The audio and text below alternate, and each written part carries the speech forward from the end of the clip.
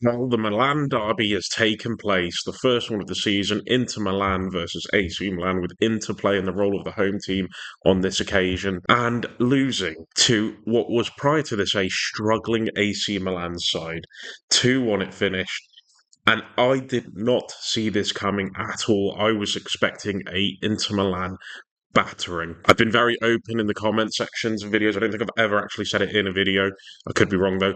How much I think the Paulo Fonseca appointment for AC Milan I thought was a really poor appointment. He's not a manager I particularly rate tactically, but this wasn't a performance of a team that was easy to play against. This was a really good defensively disciplined, every player working hard and grinding out a result against a very, very high level Inter Milan team. I've spoken before how much I like this Inter team, how much I rate Simone and Inzaghi. Just such a shock. I expected such a comfortable Inter Milan win, and AC Milan have really upset something here. Is this just one game where the manager of AC Milan just got spot on, or is this a sign they're turning over a new leaf and they're going to produce some form off the back of this that's going to get them higher up the table and make us forget about that poor start?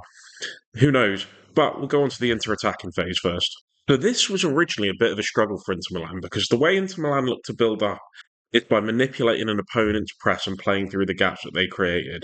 Acerbi would typically try and start from the higher up position with the 2 foot centre back staying a little bit deeper, which could create the angles for a Çalhanoğlu to drop in a Mkhitaryan or a Barella into the back line as a result of the opposition's press. But AC Milan didn't allow themselves to be suckered into it. You can't beat an opponent's press if they don't press. So AC would drop off, they'd go into a 4-2-4 shape, and it was just about protecting the middle of the pitch. They didn't want Inter Milan to produce their central overloads, their third man runners, where they could get the ball up quickly in behind an opponent's midfield, attacking the back line, and then with the quality of Thuram and Martinez, the threat levels they have with the wing backs supplying the width.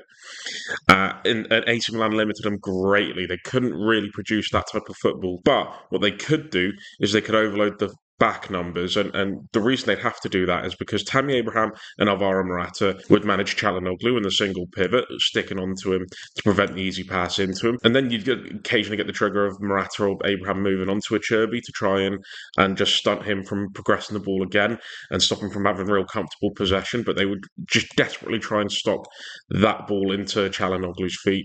Leao would look to press the wide centre back if the ball came to him on his side against Pavard, and likewise Pulisic on Bastoni, while shadowing easy passes outside of him into the fullback areas because Royal and Hernandez wouldn't stay wide and stick tight to DeMarco and Dumfries. They'd remain narrow, again, preventing the central overloads and move out when the ball went over towards him.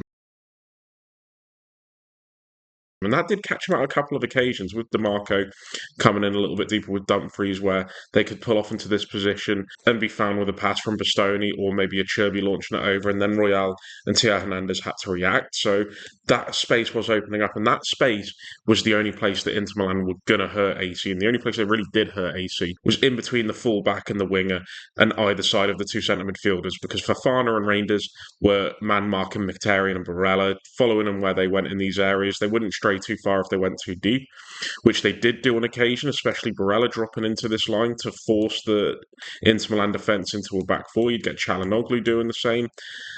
And the reason that this was really effective is because AC Milan didn't react to that well. In this position, you'd look at it and think it's an easy one-on-one. Morata can take care of the player in the right centre-back position, Abraham in the left centre-back position, Pulisic and Leao in the full-back positions. But no, they'd still go whoever was outside of Cherby in these positions. And Inter manipulated this really well, and it would be through Pavard or Bastoni on the one side, pushing up into sort of more orthodox fullback positions in behind that front four for AC Milan, where they could look to receive the ball from shit circumstances in these areas, where they could play the ball over the top into these areas to Bastoni, and the relationship that the player moving into that fullback position would have with the wing back on that side is as DeMarco would then look to come inside and force Royal more narrow to allow Bastoni to have more space on this side of the pitch to attack the flank. Again, Pavard in that space on the right-hand side. You'd also get Barella playing that role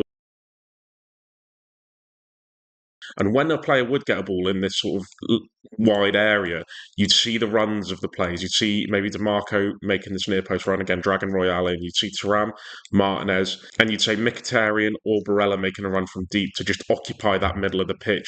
Runners that could be found with a first time pass. Usually it would be DeMarco if he found himself into this position, or draw that defensive line in narrow over to the player on the ball side of the pitch, so he could then switch the ball onto the opposite side, find the opposite wing back, and then look to attack the space that's been created from that change of play.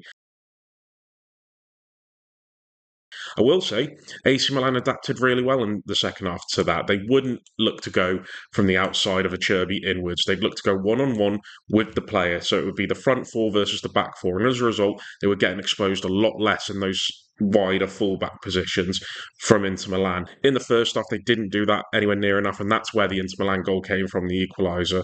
And they also did cause problems into Milan because by dropping a midfielder into the back line, you lose a midfielder, obviously, and it leaves Fofana and Reinders easier with a 2-on-2 situation.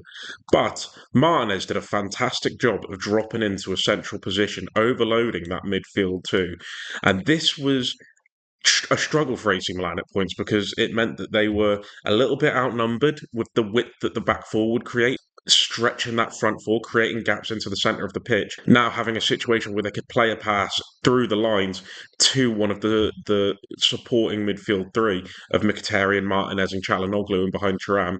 They could then get on the ball, get on the half turn and look to play through the centre of the pitch if space had opened up to maybe Thuram making a movement, or again, if this had forced the defence in narrow, pass out wide into the opposition wing back where they could attack and get shots away.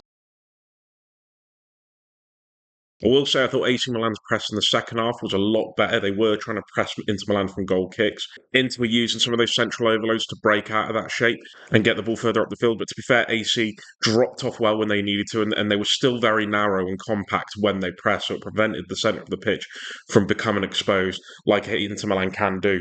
So full credit to AC Milan, a fantastic defensive performance, conceded the goal, but with the quality that Inter Milan have, they can still open you up because they can attack through the centre of the pitch with central overloads, as I've been saying. And they also have the capabilities to stretch the pitch with quality wide play. And DeMarco took his goal really well. But how did AC Milan attack the game? We'll see. AC Milan would build up in a 2-4-4 with Fofana dropping in a little bit deeper than Reinders, and then Reinders dropping in a little bit deeper than Morata, who occupied the number 10 position with Pulisic and Leao as the wingers. It's maintaining a very narrow shape as well. It has to be said, AC Milan, they were only trying to play within the width of the Inter Milan shape, minimum width, if you will. And Inter initially would go to press high. It would be Martinez on Tamora, it would be Thuram on Gabbia, who would come into Maignan, get Mkhitaryan pushed onto Fofana, Çalhanoğlu onto Reinders, and Barella coming across to Teo Hernandez. This would leave Emerson Royale a lot freer on the right-hand side, and Inter Milan's press was a little bit lethargic. It did lack a little bit of intensity in it, and there were times, and quite easily, where any of these players could just get a couple yards away from their marker to get enough space and time that they could play the pass over to Emerson Royale, who had space, until DeMarco would only react in his press to come and close down Royale. But sometimes he wouldn't get as aggressive into it, and it would give Emerson Royale enough time to get control of the ball and then play it forward again to whoever was showing for it. So that was one way they could play out.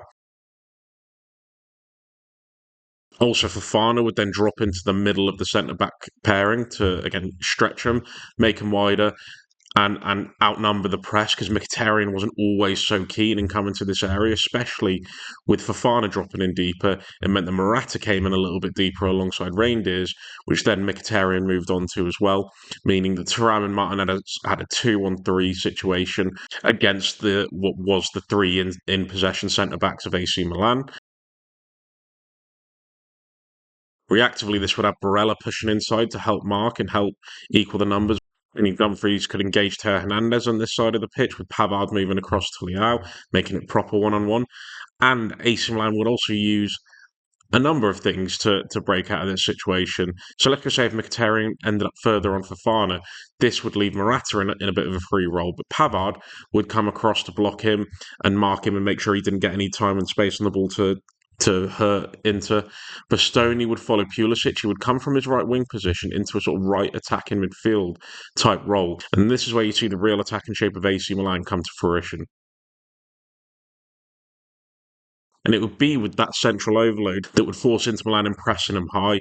They could also try and use this to their advantage, AC Milan, by giving the ball to Maignan or Tomori or Gabbia, getting a bit of space, specifically Gabbia at right centre-back, so we could fire the ball into Abraham, get the ball up the pitch quicker, and he could look to win his battle with a Cherby, and AC Milan could sustain attacks from second ball opportunities. Cherby defended Abraham really well, though, so he didn't have as much luck in these areas, but it was still a threat for AC Milan nevertheless. Then when AC would sustain their attacks, it would be in this sort of 2-1-5-2 shape, into push back into their traditional 5-3-2, preventing the space in between the lines from opening up as much as they could. But this did feel like a bit of a poor off the ball shape from Inter Milan. I don't know if it's the midweek game that's just taken the legs away, but they didn't look as in control of the space in between their defensive line to attacking line. It just felt a bit too vulnerable from their point of view. That just so much space opened up. But to be fair, AC used a numerical advantage of their own to try and beat their press.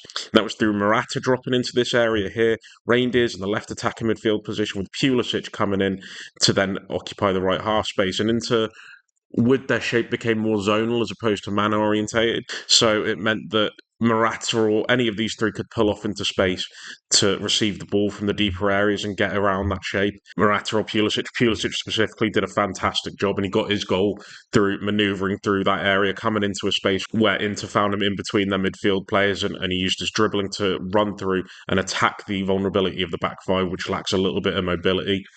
And because of the narrow positioning of Teo Hernandez, this then created another overload option that AC could look to break down that into shape. Emerson Royale ended up coming up a little bit higher than Teo Hernandez just because Pulisic was pushed into the central zone. So it meant that Royale was maintaining the width as much as there wasn't a lot on that right-hand side. Liao at points functioned as the left winger, so it meant that Teo Hernandez could stay a little bit deeper. At points, he also came inside to pin back Pavard and help distract that back five along with Abraham. So I mean that if that midfield three for Inter Milan was struggling, the presence of Abraham and Liao meant that the centre-backs couldn't really jump from the defensive line to engage these players and prevent those overloads from really hurting them. They were risking leaving space for either of Abraham and Liao, especially Abraham in the second half had a fantastic chance he should have scored from because of those spaces opening up and the wide centre-backs failing to track it in the space that Abraham had to attack. The only player that did get the chance to engage in these areas was Bastoni, who would look to try and equalise against Pulisic if DeMarco was getting pulled out onto Royale here. Again, Pulisic's positioning allowed Royale to push further up. And I thought Pulisic did a fantastic job of anticipating the movement of Bastoni into this area, where he could then spin in behind and attack the space that he'd left through that movement. And it was all about the pass from deep, whether it could find him or not. Sometimes it did, sometimes it didn't. But he was always a threat with that running in behind a Bastoni. He played him like a bit of a fiddle at points, catching him out every time. And the reason that midfield three struggled a bit for Inter Milan is because of the deep and narrow positioning of Royale and Hernandez in these build-up stages. They were distracted by their positioning, so Barella could come up a bit closer to Hernandez, Mkhitaryan up to Royale. So it meant that there was a lot more space in the centre of the pitch for Pulisic, Morata and Reinders to deal with, and it meant that there was a lot more that Çalhanoğlu had to do. And when Bastoni's the only one engaging, Liao and Abraham occupying that back five, it meant that there was less willingness for anyone else to engage in these areas. Dumfries could occasionally come up to press Hernandez. Again, that into shape doesn't want to get pulled too far out of position once it's in its low compact block. And so AC Milan manoeuvred that expertly. They used those overloads, offered bits of quality. Reindeers and Pulisic were fantastic. Morata did a really professional job for the team. I thought Fofana was really good as well. And the fluidity of that midfield four could turn it from a diamond, it can transition it into a box, and really just use that fluidity to hurt Inter. But fair play to AC Milan. They were tactically, I thought, really good. A good competitive game. And on another day, Inter Milan make the most out of chances that open up in the first half. Maignan pulled off a few really good saves, which shouldn't shock you because he's a fantastic keeper. And AC Milan get a much needed and potentially very important win in the Milan derby. And Inter, I assume they'll bounce back because they're good enough to do so, and they've got a manager who's fantastic mentally. But this will have hurt. This will have been a massive hammer blow. And one, again, they need to bounce back with quick, and we'll see if they can do that. But thank you guys for watching. Like it if you liked the video, dislike it if you disliked it, comment down below and tell me why either way, and subscribe if you want to see more. In a bit.